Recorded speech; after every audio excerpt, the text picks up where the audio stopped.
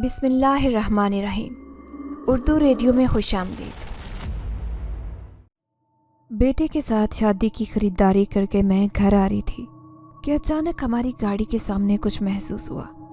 شارم نے گاڑی روکی اور اتر کر دیکھا تو وہاں کچھ بھی نہیں تھا۔ ہم واپس گاڑی میں بیٹھے اور گھر آ گئے۔ ہم ملتان کے ایک چھوٹے سے گاؤں میں رہتے تھے۔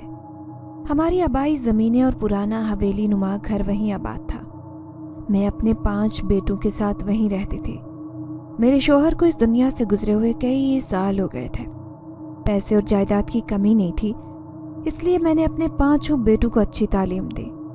میرا سب سے بڑا بیٹا سائم حسین 28 سال کا خوب رو اور جوان تھا، جس نے کم عمری میں ہی ہمارا گھر اور چھوٹے بھائیوں کو سنبھال لیا تھا۔ خدا نے ہمیں بیٹی جیسی نعمت سے محروم رکھا، اس لیے میں اپنے بیٹوں کی جلد شادی کرنا چاہتی تھی کہ میرے گھر میں بھی رونق ہو جائے۔ ہم نے تھوڑے ہی دن میں شادی کی بہت ساری تیاریاں کرنی تھی، پھر جس میں کہ خاندان کے نام پر صرف میری ایک دیورانی اور دیورے تھے، وہ بھی ہمارے ساتھ شادی کی تیاریوں میں مصروف تھے۔ آج شام کو ہم نے میرے بیٹوں کے سسرال دلہنوں کے شادی کے جوڑے اور اسی کا سامان لے کر جانا تھا، اس لیے آج کا سارا دن ان کی شاپنگ میں گزرا۔ رات کو ہم سب فارغ ہو کر بیٹھے ہی تھے کہ میری دیورانی اور دیور بھی ہمارے ساتھ آ کر بیٹھ گئے۔ بات کرتے کرتے وہ میری ہونے والی بہو کے خاندان کے بارے میں سوال کر بیٹھے۔ ان کا یہ سوال سن کر مجھ سے کوئی جواب نہیں بنا۔ میں بات بنانے کی کوشش کرتی رہی اور کہا کہ سائم کے ایک دوست کی بہنیں تھیں۔ سائم کے دوست کی وفات ہو گئی تو اس کے بعد بے آسرا بچیوں کے سر پر ہاتھ رکھنے والا، ان کی حفاظت کرنے والا کوئی مرد نہیں رہا، اس لیے سائم نے ایک دن ذکر کیا اور مجھے ان کے گھر لے گیا۔ دیکھتے ہی دیکھتے مجھے وہ بچیاں بہت بھولی اور معصوم لگی۔ میں نے سائم سے ان کے لیے بات کی اور باقی بچوں کو بھی اعتراض نہیں ہوا تو رشتہ طے ہو گیا۔ بہرحال جیسے تیسے کر کے ہم نے بات سنبھال لی تھی۔ اس وقت شام کو میں اپنے بیٹے شارم کے ساتھ اپنی بہو کا سامان دینے ان کے گھر گئی تھی۔ ثانیہ میری سب سے بڑی بہو کا نام تھا۔ وہ دکھنے میں بھی بہت خوبصورت تھی۔ اس وقت اس نے پیلے رنگ کا سوٹ پہنا تھا اور پیلے رنگ میں اس کی سفید رنگت اور بھی کھل رہی تھی۔ میری ہونے والی 5 بہویں ایک سے بڑھ کر ایک خوبصورت تھی، جیسے ایک ہی سانچے میں ان سب بہنوں کو بنایا گیا ہو۔ ثانیہ نے ہمیں اس وقت لانچ میں بٹھا دیا اور خود بھی ہمارے ساتھ آ کر بیٹھ گئی۔ اتنے میں ہی انمول، رباب اور کرشمہ بھی نکل آئی تھی۔ تینوں نے بہت ادب سے سلام کیا۔ میں نے ان کو سامان دکھایا جو انہیں بہت ہی پسند آیا تھا۔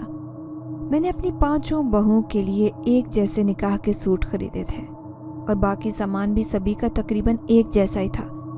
یمنا شارم کی منگیتر تھی، اس لیے وہ شرم کی وجہ سے باہر نہیں نکلی۔ اسے سبھی چیزیں ثانیہ نے اندر کمرے میں بھی دکھا دی تھی۔ اس دوران میں نے یہ بات نوٹ کی کہ شارم اس ساری گفتگو میں بالکل خاموش تھا، جیسے اسے ان سب باتوں میں دلچسپی نہیں ہو اور کچھ ڈرا ڈرا سا محسوس ہو رہا تھا۔ میں بات کرتے کرتے شارم سے اشاروں میں معلوم کرنے کی کوشش کرتی کہ اسے کیا ہوا ہے، پھر وہ کہتا جلدی کرے، میں نے کسی کام سے جانا ہے۔ اتنے میں رباب نے ہمارے آگے کھانے کے لیے دسترخوان تیار کر دیا۔ میرے بہت منع کرنے کے بعد بھی اس نے کھانا تیار کر دیا، اور جب اتنے خلوص سے وہ بنا کر لے آئی تو ہمیں کھانے کے لیے رکنا پڑا۔ رباب اور کرشمہ نے مل کر 10 منٹ میں پتہ نہیں کیسے کھانا تیار کیا، لیکن کھانا ذائقے میں ہی بہت لذیذ تھا۔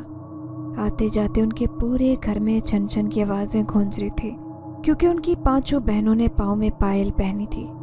شاید انہیں لڑکی ہونے کی وجہ سے پائل اور چوڑیاں بہت پسند تھیں، اور انہیں تیار ہونے کا بھی بہت شوق تھا۔ کچھ تو وہ ویسے ہی بہت حسین تھی اور خود کو بنا ٹھنا کر رکھنے کی وجہ سے وہ اور بھی پیاری لگتی۔ ساری بہنوں کے لمبے کالے سیاہ بال کھلے رہتے اور ہاتھوں کے لمبے ناخن پر ہر وقت سرخ رنگ کی ناخن پالش لگی ہوتی۔ مجھے ان کا ہر وقت کا بناؤ سنگار کچھ عجیب سا لگتا، لیکن میں کچھ کہہ نہیں سکتے تھے۔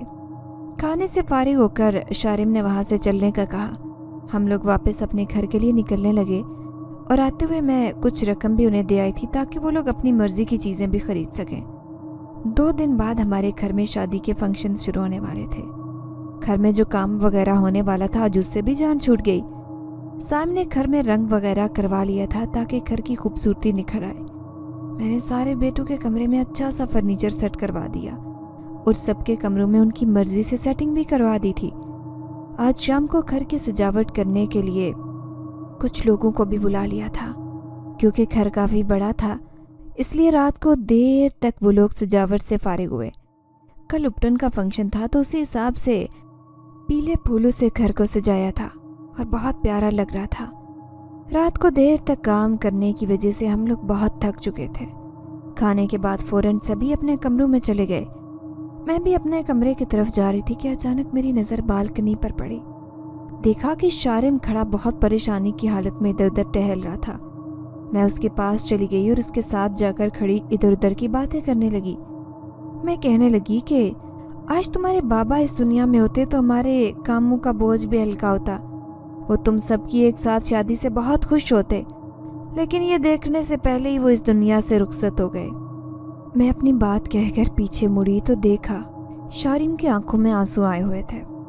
मैंने शारिम को गले लगाया और उससे परेशानी की वजह पूछी तो वो कहने लगा, ये सब जो हो रहा है आप जानती हैं, और पता नहीं हम सब के लिए बेहतर होगा या नहीं। जल्दबाजी में आपने फैसला तो ले लिया, लेकिन दुआ करें कि हमें इस फैसले पर पछताना ना पड़े और हमारी जिंदगियों में फिर से सुकून आ सके। मैं शारिम के कंधे पर हाथ रखकर उसे तसल्ली देते हुए कहने लगी कि बेटा, ये जो कुछ हो रहा है मेरा दिल इससे मुतमईन तो है, लेकिन तुम लोगों के उतरे चेहरे देखकर मैं उलझन में पड़ जाती हूँ कि कहीं मैं अपने एक बेटे की ज़िंदगी की खातिर कोई गलत फैसला तो नहीं ले रही। कहीं एक की वजह से मेरे 5 बेटे किसी मुश्किल में ना आ जाएं। लेकिन मेरा बेटा, हम इस वक्त और कुछ नहीं कर सकते। इस मुश्किल में हम सबको एक होकर सोचना चाहिए ताकि हमारा बगदाद हमेशा के लिए हमारे साथ रह सके। इसीलिए मुझे उसके अलावा और कोई हल नज़र नहीं आया। वो मुझे पूरी उम्मीद है कि अपना किया गया वादा बखूबी निभाएंगी और हमारी इज्जत का ख्याल रखेंगी। साथ ही मैं अपने बेटे को भी हिदायत करती कि तुम भी अपने हुकूक एक अच्छे शोहर की तरह पूरे करना, उन्हें गैर महसूस नहीं होने देना। शारिम को भी हौसला हुआ और वो पुरसुकून दिखाई दे रहा था। मैंने उसे कमरे में जाने का कहा और ख़ुद भी कमरे की जानिब बढ़ गई। सुबह मैं उठते ही अपने सारे बेटों के कमरे में उन्हें जगाने के लिए गई। जब बगदाद के कमरे में पहुंची तो वो पहले ही जागा हुआ था। शारिम के निस्बत बगदाद उस रिश्ते से काफ़ी मुतमईन दिखाई दे रहा था। उसके चेहरे पर सुकून देखकर मुझे भी अपने फैसले पर तसल्ली हुई। मैं बगदाद के पास गई, उसका माथा चूमकर उसके सामने बैठी। बगदाद को मैंने बहुत दिन बाद इतना खिलता हुआ महसूस किया था। बगदाद ने मेरे हाथों को पकड़कर चूमा और कहने लगा, मैं जानता हूँ कि आपने मेरी वजह से इतनी बड़ी कुर्बानी दी है और मैं माँ की मोहब्बत का कभी अंदाज़ा भी नहीं लगा सकता, लेकिन आज मैं सिर्फ इतना कहूँगा कि माँ, इस दुनिया की सबसे अजीम तर हस्ती का नाम माँ है, और जो कुछ आपने मेरे लिए किया उसके बाद मेरी नज़र में आपका मुकाम सबसे बरतर ही रहेगा। हमेशा के लिए मैं आपसे वादा करता हूँ कि आपको कभी इस फैसले पर रुस्वा नहीं होने दूंगा। फिर मैं उसके बालों में हाथ फेरती हल्के से उसके बाल खींचते हुए बोली कि अब ज़्यादा इमोशनल होने की ज़रूरत नहीं है, जल्दी से तैयार होकर नाश्ते की टेबल पर आ जाओ और नाश्ता करके आज के फंक्शन की तैयारियां भी करनी है। बगदाद खुशी से अपना हाथ सीने पर रखकर ज़रा सा झुककर बोला, ओके मैडम, जैसे आपका हुक्म। मैं हंसती हुई बाहर आ गई। बाहर नाश्ते की टेबल पर चारों भाई तैयार बैठे थे और शारिम की आवाज़ आने लगी, मामा जल्दी से नाश्ता लगवा दें यार, बहुत काम करवाते रही हैं आप कल सारा दिन, अब बहुत भूख लगी है। साइम और जाजिब भी उसकी बातों पर हंसने लगे। इतने में बगदाद भी नाश्ते के लिए आ गया। खनसमा ने नाश्ता लगाया और हम सब नाश्ते से फारिग होकर रात के फंक्शन की तैयारियों में लग गए। मैंने अपने सभी बेटों के एक जैसे उपटन के सूट सिलवाए थे, हल्के पीले रंग के कढ़ाई वाले कुर्ते और सफ़ेद शलवार, साथ ही कढ़ाई वाली वास्कट भी। शाम का वक्त हुआ, मेहमानों के आने का वक्त शुरू हुआ। मैं तैयार होकर अपने कमरे से निकली और मेहमानों को बिठाया। बाहर सहन में तकरीब होने वाली थी। मैं जल्दी जल्दी अपने 5 बेटों के कमरे में गई। बगदाद तो बिल्कुल तैयार था। साइम और बाकी तीनों भाइयों की भी तैयारी रहती थी। शारिम ज़रा सुस्ती दिखा रहा था। शारिम को मैंने खुद तैयार कर दिया और जब सब तैयार हुए तो मेरे सभी बेटे बहुत प्यारे लग रहे थे। मैंने उनकी नज़र उतारी और सदका दिया। फिर हम सब ने मिलकर एक तस्वीर बनाई और फिर हम स्टेज की तरफ बढ़े। उपटन का फंक्शन शुरू हुआ। मैंने रस्म करने के बाद मेहमानों से मिली और सभी मेहमानों के सवाल के जवाब दिए। अब थक चुकी थी। रस्म होने के बाद खाने का इंतज़ाम किया गया था। खाना खाकर सभी अपने घर जाने लगे। मैं और मेरे बेटे वहीं बैठकर बातें करते रहे। मेरे घर का माहौल बहुत खुशगवार लग रहा था। कल मेहंदी की तकरीब थी और हम सब सुबह जल्दी से उठ गए थे क्योंकि मेहंदी की बहुत सी तैयारियां भी बाकी थी। नाश्ते से फारिग होकर शारिम और बगदाद घर को मेहंदी के लिहाज से संवारने लगे। घर में फूलों की महक हर सू फैली थी। आज हमने मेहंदी के लिए दुल्हन के घर जाना था तो उसके लिए तैयारियां खास तौर पर की गई थी। रात के वक्त मेरा घर रोशनियों में डूबा हुआ था।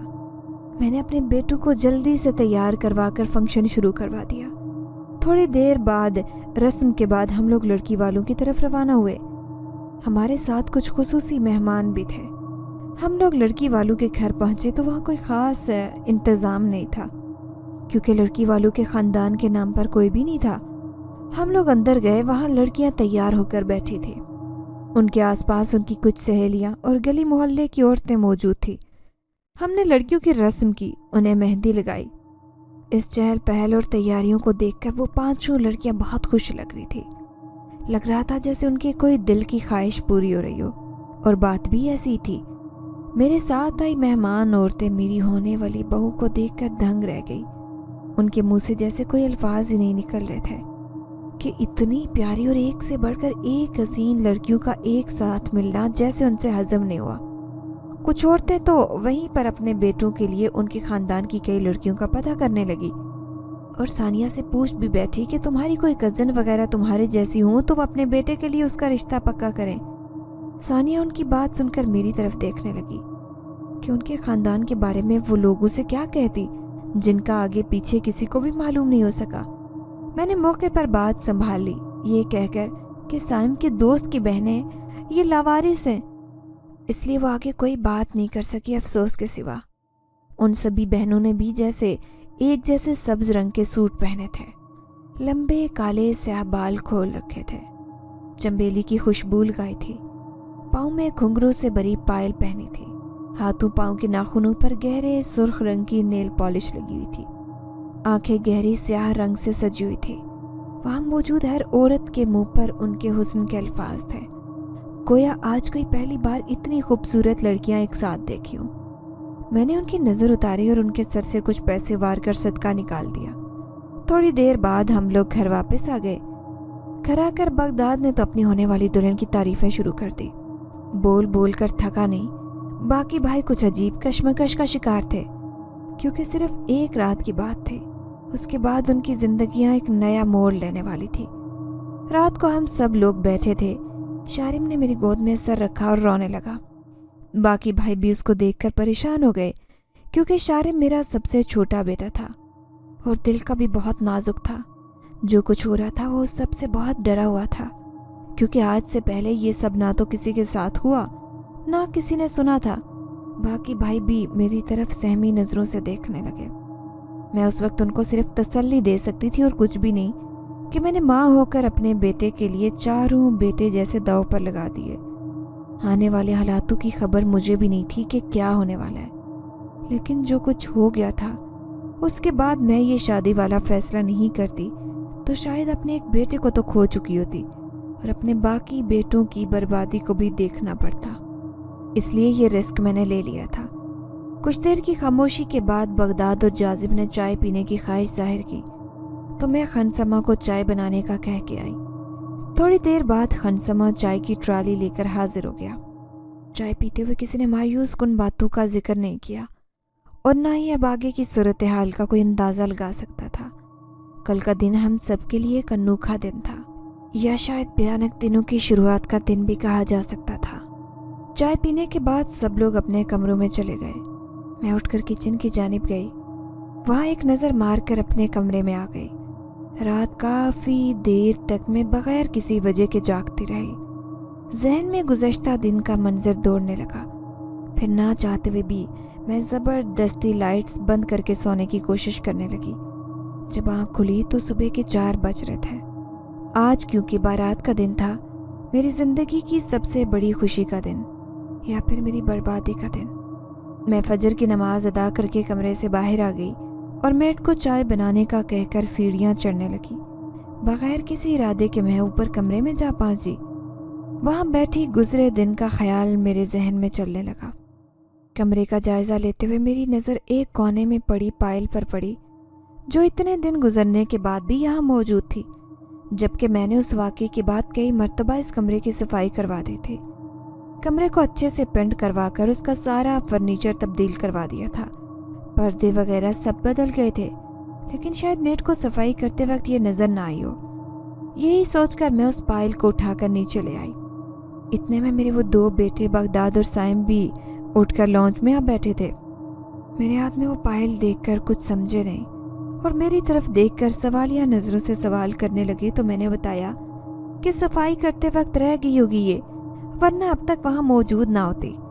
थोड़ी देर बाद साइम बोला और कहने लगा कि मामा, मैं आपसे एक बात करना चाहता हूँ। मैं उसकी तरफ मुतवज्जे हुई तो वो कहने लगा कि आप अपनी होने वाली तमाम बहुओं को कह दें कि आज के बाद वो कभी पाँव में पायल नहीं पहनेंगी, ना ही लंबे नाखून रखेंगी, क्योंकि मुझे लड़कियों की ये चुड़ैलों वाले शौक पसंद नहीं है।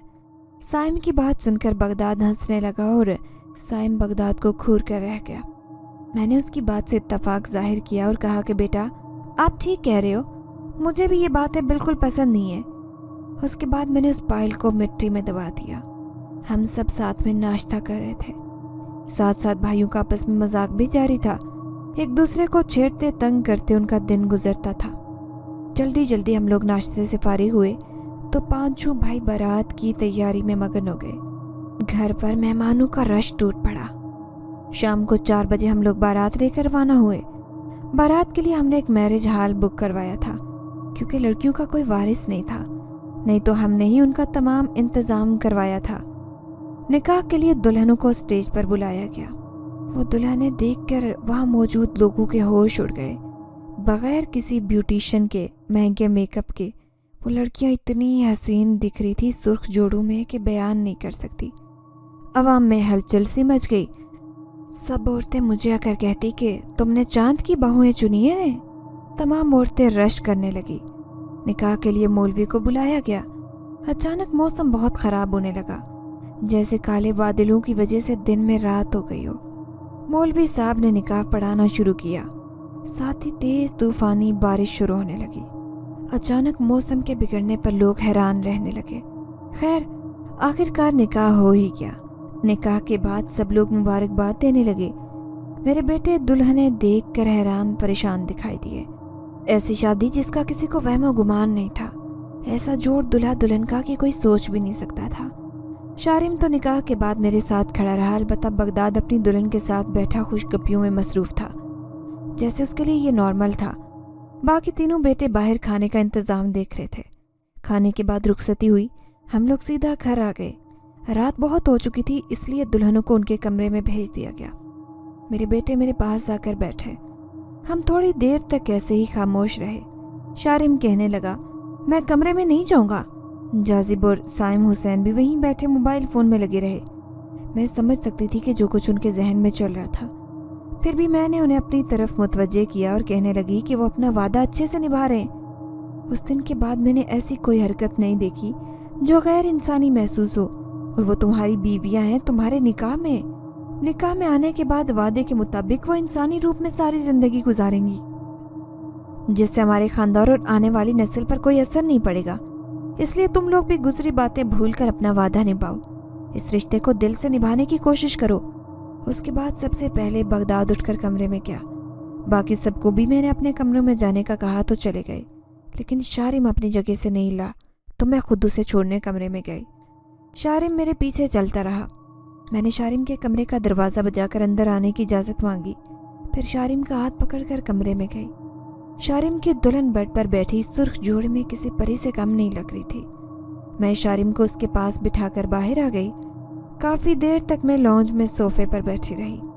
दिलो दिमाग में कई तरह के खदशात आ रहे थे कि मैंने ये फैसला करके कहीं गलती तो नहीं करती, लेकिन अब तक के हालात देखकर दिल को तसल्ली भी होती थी।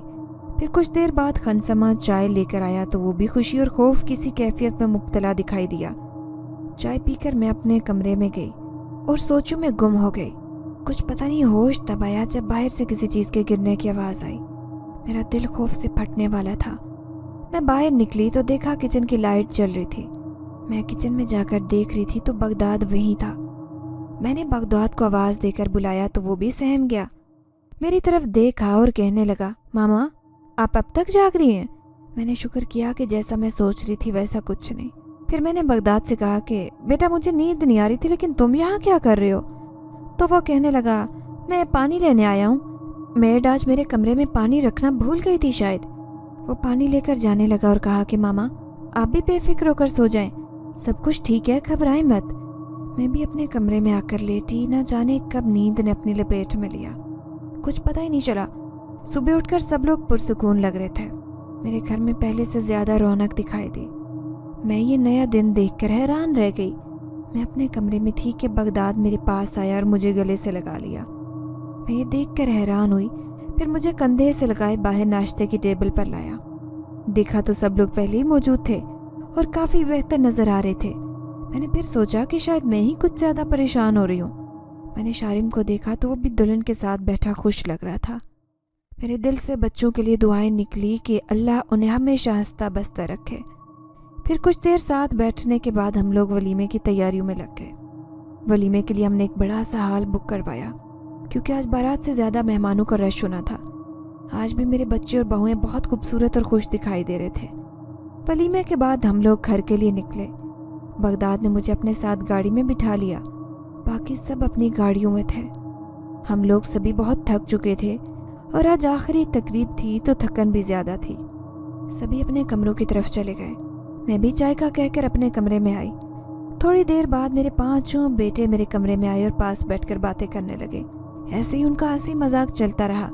फिर साइम और हुसैन बोले, मामा आप हमें परेशान दिखाई दे रही हैं, जबकि मुसीबतें तो आपने हमारे गले में बांध दी हैं, फिर क्यों परेशान हो रही हैं? ये बात कहकर शारिम हंसने लगा। साथ में सभी भाइयों को कहका निकल गया। मैंने कुछ देर बाद उनके कमरों में उनको जाने को कहा और खुद शीशे की बड़ी सी खिड़की के पास आ खड़ी हुई, जिससे बाहर लॉन का मंजर दिखाई दे रहा था। लेकिन रात की तारीकी में वो मंजर खौफनाक दिखाई दे रहा था। देखते ही देखते मैं पुरानी सोचों में गुम हो गई। जब उस रात हम लोग घर से एक शादी की तकरीब के लिए निकले। 1 साल पहले मेरे एक बेटे की गफलत की वजह से हम सबकी जिंदगियां मुश्किलों में घिर गई। एक मर्तबा मेरे चौथे नंबर के बेटे ने, जिसका नाम बगदाद हुसैन था, कमसिनी में उसने चुड़ैलों का एक ग्रोह खुद पर आशिक कर लिया। उस रात हम किसी शादी पर जाने की तैयारी कर रहे थे। मेरे बेटे बगदाद को परफ्यूम्स का शौक था, इसलिए वो इस कदर परफ्यूम्स लगाता कि गोया खुशबू में नहाया हो। खैर हम लोग तैयार होकर निकले। शादी के फंक्शन से घर वापस आ रहे थे। रास्ता काफ़ी ख़राब था, टूटी सड़क, घने दरख्त, रात का वक्त। कच्चे रास्ते में हमारी गाड़ी ख़राब हो गई।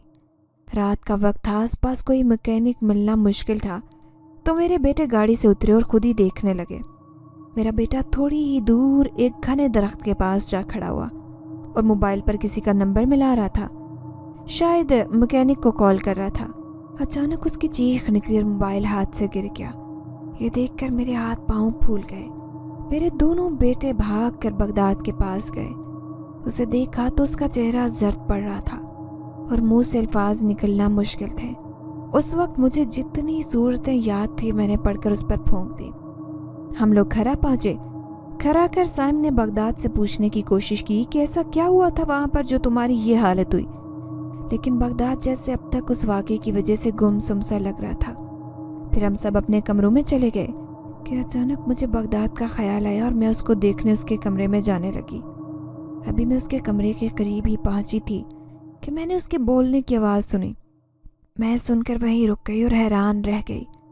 वो इस तरह बोल रहा था जैसे उसके साथ कमरे में कोई लड़की मौजूद हो और उसकी बातों का वो जवाब दे रहा हो। मैं डरते डरते उसके कमरे का दरवाज़ा बजाने लगी और अंदर आने की इजाज़त मांगी। उसने सहमे हुए लहजे में इजाज़त दी, लेकिन उसका ध्यान अभी तक सामने रखी कुर्सी की जानिब था। मैं उसके पास पहुंचकर उसके माथे पर हाथ रखकर चेक करने लगी तो बहुत तेज़ बुखार था। मैं समझ गई कि बुखार की हालत में कभी कभी ऐसी हरकतें होती हैं। फिर जैसे वो मुझे कुछ बताना चाह रहा था, लेकिन बगदाद के मुंह से कोई बात नहीं निकली। मैं उसका माथा चूमकर उसे लेटने के लिए कहने लगी और उसके सर पर पट्टियां रखने के लिए खनसमा को बुला लिया। वो पानी और पट्टियां लेकर आया। मैंने बगदाद के सर पर ठंडे पानी की पट्टियां रखी اور اس کو دودھ کے ساتھ بخار کی دوا دے کر سلا دیا۔ ساری رات وہ نیند میں چونکتا رہا۔ صبح اذانوں کے وقت وہ اچانک اٹھ کر بیٹھ گیا اور اسی کرسی کی طرف منہ کر کے ہلکی آواز میں کسی سے گفتگو کر رہا تھا۔ مسلسل بولنے کی آواز سے میں چونک کر اٹھی اور اچانک بغداد نے پیچھے مڑ کر دیکھا، پھر کرسی کی جانب دیکھا تو وہ ہل رہی تھی۔ جیسے کوئی اٹھ کر جاتا ہے تو بہت دیر تک راکنگ چیئر ہلتی رہتی ہے۔ میں اٹھ کر بغداد کے قریب آئی اور اس سے سارا ماجرا پوچھا تو وہ ڈرتے ڈرتے سب بتانے لگا کہ اس رات ہمارے ساتھ واپسی پر چڑیلوں کا گروہ بھی آیا تھا جو بغداد کی خوبصورتی اور تیز خوشبو کی وجہ سے اس پر عاشق ہو گئی تھی۔ اس سے پہلے میں ان باتوں پر یقین نہیں رکھتی تھی، لیکن اپنے بیٹے کے منہ سے یہ سب کچھ سن کر حق دک رہ گئی۔ سورج نکلتے ہی میں نے اس بات کا ذکر اپنے چاروں بیٹوں سے کیا تو وہ بھی سن کر خوف میں مبتلا ہو گئے۔ ہم نے اس کا حل سوچا کہ کسی عامل سے اس بارے میں بات کریں۔ اتنے میں بغداد اپنے کمرے سے نکل کر ہماری جانب آ رہا تھا۔ اس نے غصے اور غمزدہ نظروں سے اپنے بھائیوں کی طرف دیکھا اور کہنے لگا کہ یہ چڑیل ہمیں اس وقت تک نقصان نہیں پہنچائیں گی جب تک ہم انہیں خود مجبور نہ کریں، اس لیے ان کو ان کے حال پر چھوڑ دیا جائے۔ یہ سب کچھ جو بغداد کہہ رہا تھا یہ ان آصف کا ہی اثر تھا۔ یہ سن کر بغداد کے بڑے بھائی کو بڑا غصہ آیا اور کچھ بولنے کے لیے کھڑا ہوا کہ میں نے اس کا ہاتھ پکڑ کر چپ کروا دیا اور اسے سمجھایا کہ بغداد اپنے ہوش میں نہیں ہے، وہ اس وقت جنات کے زیر اثر ہے۔ اس کے بعد پھر کسی نے اس کے بارے میں بات نہیں کی۔ سب بھائی اپنے کام کے لیے نکلے، لیکن میں نے شارم کو روک لیا کہ مجھے اس کے ساتھ کسی کام سے جانا ہے۔ میں بغداد کی بگڑتی حالت دیکھ کر پریشان تھی اور اس کی باتیں سن کر خوفزدہ بھی ہو گئی۔ میں نے ڈاکٹر صاحب کو فون کر کے گھر پر ہی بلا لیا۔ ڈاکٹر صاحب نے بغداد کی حالت دیکھ کر اسے دوا دی اور بغداد دوائی کے زیر اثر سویا رہا۔ اس کے جاگنے میں ابھی ٹائم تھا، اسی لیے خانسما کو اس کے کمرے میں ہی رکنے کا کہہ کر میں شارم کے ساتھ عامل کے پاس چلی گئی۔ وہاں جا کر میں نے عامل کو سارا ماجرا کہہ سنایا۔ عامل نے کچھ تعویذ دی اور پینے کے لیے پانی دیا کہ آصف کا اثر جاتا رہے گا۔ میں نے گھر آ کر بغداد کو کھانا کھلایا اور ساتھ ہی پانی میں عامل کا دیا ہوا تھوڑا سا پانی بھی ڈال کر اسے دے دیا۔ بخار کی وجہ سے ٹھیک سے اسے کھایا نہیں گیا تھا، اس لیے اس نے تھوڑا سا سوپ پی کر پانی مانگا تو میں نے اسے پانی پلایا، اس امید کے ساتھ کہ اس سے میرے بیٹے کی حالت پہلے جیسی ہوگی۔ لیکن شاید یہ امید مجھے رکھنی نہیں چاہیے تھی۔ پانی پینے کے بعد بغداد میں عجیب سی کیفیت دیکھی گئی۔ اس کی آنکھیں سرخ انگارے کی طرح جل رہی تھی اور جسم اکڑ کر جیسے پتھر کا ہو گیا۔ خنسما اور میں اس منظر کو دیکھ کر کانپ اٹھے۔ میں ماں تھی، اپنے بچے کی حالت دیکھ کر رہا نہیں گیا۔ عامل بابا کو گھر پر ہی بلانے کا کہہ کر میں بغداد کے پاس جا بیٹھی۔ اچانک بغداد کے ہاتھوں پر گہرے ناخنوں کے نشان پڑے اور خون نکلنے لگا۔ بغداد کے منہ سے کچھ بھی نکل نہیں رہا تھا۔ میں اپنے بیٹے کی حالت دیکھ کر گھبرا گئی۔ بغداد کو گلے لگایا، پھر اچانک میرے کانوں میں سرگوشی کی آواز گونجی۔ میں نے غور کیا تو نسوانی آواز تھی، لیکن بول بغداد رہا تھا۔ میں ڈر کر پیچھے ہوئی تو بغداد زور سے اسی نسوانی آواز میں ہنسنے لگا اور کہنے لگا، میں نے منع کیا تھا کہ آپ کو کوئی ایسی حرکت مت کرنا جس سے ہم تنگ کرنے پر مجبور ہو جائیں۔ میں اس منظر کو دیکھ کر رونے لگی۔ اتنے میں دوسری آواز گونجنے لگی۔ دیکھتے دیکھتے 4-5 آوازیں مل کر خوفناک منظر پیش کرنے لگی۔ میں اپنے کانوں پر ہاتھ رکھے کھڑی کانپ رہی تھی۔ بغداد کے منہ سے زوردار چیخ نکلی اور وہ بے ہوش ہو کر گر گیا۔ اچانک ساری آوازیں غائب ہو گئی۔ سکتہ ٹوٹا تو کمرے کی حالت درہم برہم تھی۔ ساری چیزیں نیچے گری ٹوٹی پھوٹی حالت میں تھی۔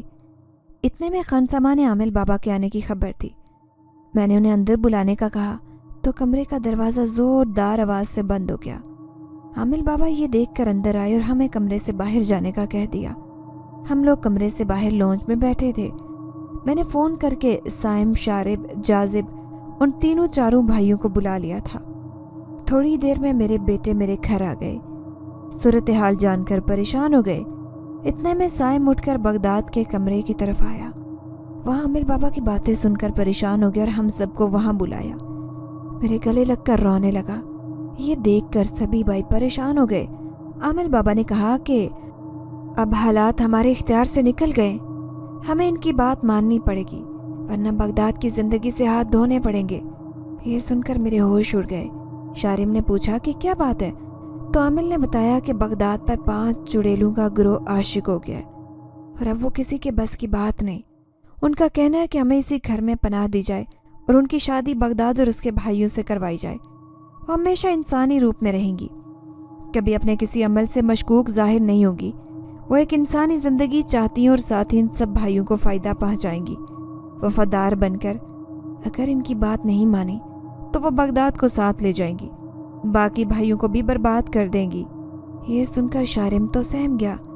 البتہ سائم اور جاذب عامل بابا کو جھوٹا اور مکار کہنے لگے اور کہنے لگے کہ یہ ڈاکٹری مسئلہ ہے۔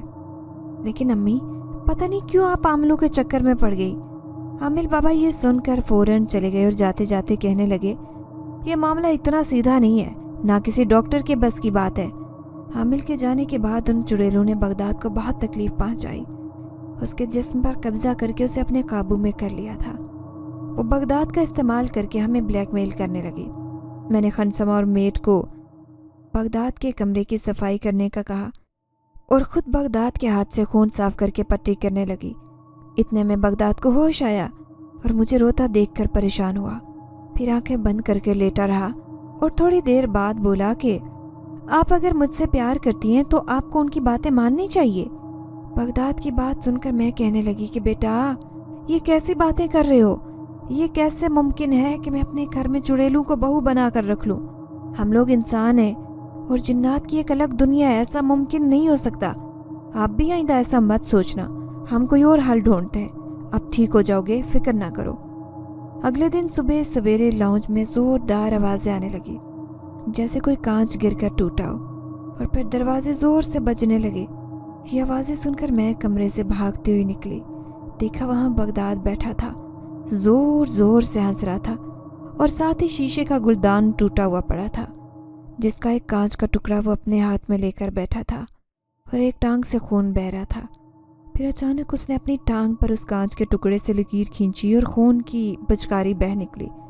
یہ منظر دیکھ کر میں چیخ کر رونے لگی اور بغداد کے 3 بھائی بھاگ کر لانچ کی طرف آئے۔ یہ دیکھ کر شارم وہیں گر گیا۔ سائم اور جاذب نے آگے بڑھ کر بغداد کو اٹھایا اور اسے پکڑ کر کمرے میں لے گئے۔ میں نے شارم کو اٹھا کر صوفے پر بٹھایا اور وہ کافی خوفزدہ ہو گیا۔ پھر جاذب نے کال کر کے ڈاکٹر کو بلایا اور بغداد کو بے ہوشی کا ٹیکہ لگوا دیا۔ اس کے بعد بغداد کو ہوش نہیں تھا۔ ڈاکٹر صاحب نے بغداد کی ٹانگ پر پٹی کی اور کچھ دوا لکھ کر دی، لیکن ڈاکٹر صاحب بھی بغداد کے مسئلے کو سمجھنے میں ناکام رہے۔ میں شارم کے پاس اس کے دونوں بھائیوں کو بٹھا کر بغداد کے کمرے میں چلی گئی۔ کافی دیر تک بغداد کا ہاتھ پکڑے اس کی حالت دیکھ کر روتے رہے۔ روتے روتے آنکھ لگ گئی۔ جاذب نے مجھے آ کر اٹھایا اور کہا، ماما پریشان نہ ہو، اپنے کمرے میں آرام سے جا کر لیٹ جائیں۔ بغداد کے پاس میں اور بھائی رکے ہیں، اس کا خیال کریں گے، آپ فکر نہ کریں۔ اس طرح مجھے اپنے کمرے میں بھیج کر وہ دونوں بھائی بغداد کے پاس رک گئے۔ شام کو میں اپنے 4 بیٹوں کے ساتھ کھانے کی ٹیبل پر بغداد کے بارے میں بات کر رہی تھی کہ اچانک سیڑھیوں سے عجیب آوازیں آنے لگی۔ ہم لوگ اٹھ کر اس طرف گئے تو سامنے کا منظر دیکھ کر سب کے رنگ اڑ گئے۔ سیڑھیوں پر بیٹھا بغداد ہاتھ میں کچا گوشت لیے خون سے لت پت بیٹھا کھا رہا تھا۔ شارم نے ڈرتے ہوئے چیخ ماری۔ میں اور سائم بغداد کی جانب بڑھے تو وہ فوراً اٹھا اور زور سے ہنستا ہوا اوپر کی طرف بھاگا۔ ہم جاذب اور سائم بھی اس کے پیچھے بھاگے۔ کمرے کے دروازے پر ٹھہر کر بغداد کبھی رونے کی ایکٹنگ کرتا تو کبھی زور سے ہنستا۔ سارے کپڑے خون کے دھبوں سے بھرے تھے، یوں لگتا تھا کہ بغداد کے روپ میں وہ چڑیل اپنا اثر دکھا رہی ہے۔ دیکھتے ہی دیکھتے بغداد اندر گھس گیا، ہم بھی اس کے پیچھے ہو لیے۔ کمرے میں گھستے ہی عجیب بدبو اور بے ترتیب چیزیں پڑی ملی، جیسے برسوں سے اس کمرے کی صفائی نہیں کی گئی ہو۔ بیڈ کی چادر آدھی نیچے لٹکی تھی، بیڈ پر کانچ کی چوڑیاں، پائل، سرخی وغیرہ بکھری تھی، جیسے یہ کمرہ کسی عورت کے زیر استعمال رہا ہو۔ سائم بغداد کے پاس جانے کی کوشش کر رہا تھا کہ اچانک اس کے کندھے پر جیسے کسی نے تیز ناخنوں سے حملہ کیا ہو۔ ساتھ ہی سائم کی قمیض کا بازو پھٹ گیا اور زخمی ہو گیا۔ یہ دیکھ کر بغداد زور سے ہنسنے لگا۔ اس کے ساتھ کئی ملی جلی نسوانی آوازیں بھی بلند ہوئی۔ ہم خوف سے پیچھے مڑے کہ آوازیں اتنی تیز ہو گئی کہ ہمارے کان جیسے اس کے بعد شاید کچھ سن نہ سکیں۔ پھر اچانک بغداد گر کر بے ہوش ہو گیا اور مکمل خاموشی چھا گئی۔ साइम बगदाद को उठाकर नीचे ले आया। हमने उसको उसके कमरे में लिटाया और खनसमा को उसके कपड़े बदलने का कहकर बाहर आ गए। मैं साइम के गले लगकर ज़ारों कतार रोने लगी, जैसे मसले का दूर तक कोई हल नज़र नहीं आ रहा था। उस वाक़े के बाद मेरे बेटे बहुत परेशान हो गए। बगदाद की हालत में कोई बेहतरी नज़र नहीं आती, बल्कि बढ़ते दिनों के साथ मज़ीद हालत बिगड़ती जा रही थी। बगदाद दिखने में बहुत कमज़ोर और बीमार लगने लगा। जब होश में आता तो वो खुद भी मेरी गोद में सिर रखकर खूब रोता। ज़्यादातर वो बेहोशी की हालत में रहता। अक्सर उसके कमरे से लड़की की चूड़ियाँ, पायल, दुपट्टा वगैरह मिलता, जैसे वो अपना आप हम पर जाहिर करना चाह रही हो। हम दिल मजबूत करके ये सब कुछ बर्दाश्त करते रहे। साथ साथ बगदाद को अच्छे से अच्छे डॉक्टरों से इलाज भी करवाते रहे, लेकिन कोई फ़ायदा नहीं हुआ। मैंने और मेरे चारों बेटों ने चुड़ैलों के मुतालबे के आगे हार तब मानी जब एक दिन वो बगदाद को हमसे दूर ले जाने की कोशिश कर रही थी। एक बार मैं बगदाद के कमरे के पास से गुजर रही थी कि बगदाद को किसी से बात करते सुना। वो कह रहा था, तुम मुझे अपने साथ ले जाना चाहती हो तो ले जाओ, लेकिन मेरे भाई और माँ को ऐसे तकलीफ में मत रखो। उसके बाद औरत की आवाज़ आई कि हम अपनी खुशी से ये सब कुछ नहीं कर रहे।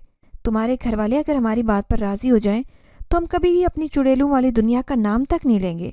तुम्हें और तुम्हारे घर वालों को खुशियाँ और सुकून देंगे, ये हम तुमसे वादा करते हैं कि सारी ज़िंदगी किसी को इस राज का पता नहीं चलेगा। बगदाद जानता था कि उसके भाई कभी इस बात पर राज़ी नहीं होंगे, ना ही ये मुमकिन हो सकता है। मैं तुम लोगों के साथ चलने के लिए तैयार हूँ। मैं अपने घर वालों की खातिर कुर्बानी देने के लिए राज़ी हूँ। यह सुनकर मैं तड़प गई और बगदाद के कमरे में बगैर इजाज़त के चली गई। वहाँ देखा कि बगदाद के सामने कुर्सी पर एक खूबसूरत लड़की बैठी थी, सुर्ख लिबास में, और उसके पीछे 4 हसीन लड़कियां खड़ी थी। ये मंजर देखकर तो मेरे होश उड़ गए। बगदाद और वो चुड़ैलें जो खूबसूरत लड़कियों के रूप में थी एकदम खामोश हो गई, जबकि उनका असल रूप मेरे सामने आ गया था। वो गायब नहीं हो सकी। मैंने बगदाद की तरफ देखा और फिर फैसला किया कि मैं अपने 4 बेटों के लिए एक बेटे को कुर्बान नहीं करूँगी, और मैं उनका फैसला मानने के लिए तैयार हो गई। रात को अपने 4 बेटों से इस बारे में बात की। वो मानने के लिए तैयार ही नहीं थे, लेकिन मैंने उन्हें राज़ी कर ही लिया। और जब वो उन चुड़ैलों से इंसानी रूप में मिले तो वो देखकर दंग रह गए। यकीनन उनसे पहले मेरे बेटों ने किसी लड़की को उनसे ज़्यादा हसीन नहीं पाया होगा। वो 5 लड़कियां आपस में बहनें थीं। उनके माँ बाप का एक हादसे में ख़ात्मा हो गया था। वो लावारिस और बेआसरा थी। उन्होंने सारी आपबीती हमें सुनाई। मेरे बेटे बगदाद को हंसता और सेहतमंद देखकर 4 भाई खुश हुए और गले लगा लिया। वो 5 लड़कियां मेरे 5 बेटों की हम उम्र थी। ना चाहते हुए भी उस अजीब और ज़बरदस्ती की शादी पर राज़ी होना पड़ा उन्हें, और अपने बेटों को भी ज़बरदस्ती मना लिया। साइम और जाजिब अक्लमंद थे, सबसे ज़्यादा इसलिए उन्हें शादी के लिए राज़ी करना मुश्किल था। आखिरकार मैंने कस्में और वादे देकर उन्हें इस कुर्बानी के लिए राज़ी कर ही लिया, और ना चाहते हुए भी सबको ये फ़ैसला मानकर हाँ करनी पड़ी। उस दिन के बाद से कभी वो इंसान के रूप को छोड़कर गायब नहीं हुई। वो लड़कियां इंसानी रूप में हमारे सामने रहती। उन्होंने मुझसे वादा किया कि वो उसको निभाएंगी भी। मेरा बेटा बगदाद पहले की तरह सेहतमंद और खूबसूरत होता गया। अब वो चुड़ैलें मेरी बहुएं हैं, और इतनी खूबसूरत, जवान और सुघड़ बहुएं मैंने आज तक के नहीं देखी, जो मेरे बेटों के साथ मेरा भी ख्याल रखती हैं। आपस में कभी झगड़ा नहीं हुआ। मेरे बेटे भी उनके साथ पुरमुसर्रत ज़िंदगियां गुजार रहे थे। उन्हें कभी अपनी बीवियों से कोई शिकायत नहीं हुई, और ना ही कभी उन जिनजादियों ने कोई शिकवा किया। मेरे घर पर आया कोई मेहमान, कोई रिश्तेदार, मेरी बहू की तारीफ़ किए बगैर वापस न जाता। हमारा घर अब खुशियों का गहवारा बन गया था। उनके आने से हमारी किस्मतों को भाग लगे। हमारी ज़मीनें फसलों से भरी रहती। हमने अपने ही इलाके में 2 बड़े घर और ख़रीद लिए। हर साल हमें भरपूर फ़ायदा पहुंचता। सच कहो तो पहली मर्तबा चुड़ैलों ने हमारे घर को खुशियों और रौनक से भर दिया। उन्होंने मुझे पोते पोतियों जैसी खुशियां दी। पूरे गांव में मेरे घर और मेरी बहू की मिसाल दी जाने लगी। उसके बाद हम में से किसी की ज़ुबानों पर यह राज आज तक नहीं आया। मैं वाकई अपने उस फैसले पर बहुत खुश हुई। आज मुझे अपने उस फैसले पर बहुत खुशी महसूस हो रही थी। मुझे यूँ लगता था कि उससे आगे हमारी ज़िंदगियाँ कभी खुशगवार नहीं गुजरेंगी। हम कभी पहले की तरह मिलकर हंस बोल नहीं सकेंगे। اور میرا فیصلہ اگر غلط ثابت ہوا تو پانچوں بیٹے ایک عذاب میں گھر جائیں گے، پھر کبھی دنیا والوں کے سامنے سر اٹھا کر جی نہیں سکیں گے۔ لیکن ان سب باتوں کو ایک طرف رکھتے ہوئے میں نے اس وقت صرف اپنے جوان جہان بیٹے کی زندگی کے بارے میں سوچا اور ان لاوارث چڑیلوں سے اپنے بیٹوں کی شادی کروا دی، انجام کو سوچے بغیر۔ مگر آج میں اس انجام سے بہت خوش ہوں۔ یہ سب میرے بیٹوں کی فرما برداری اور ایک دوسرے کے لیے دل سے محبت کا صلہ ہے۔